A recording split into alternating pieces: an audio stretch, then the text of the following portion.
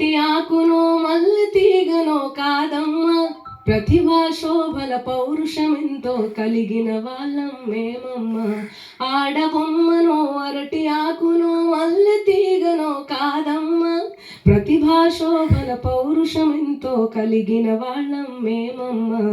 జీవితమంతా ఆడపిల్లలు తండ్రుల అన్నల భర్తల కొడుకుల నీడలలో పడి ఉండాలంటూ, స్వాతంత్ర్యానికి అర్హత స్త్రీలకు లేనే లేదని అణచివేతలు, స్వాతంత్ర్యానికి అర్హత స్త్రీలకు లేనే లేదని అణచివేతలు ఇంకానా ఇకపై సాగవు, ఇంకానా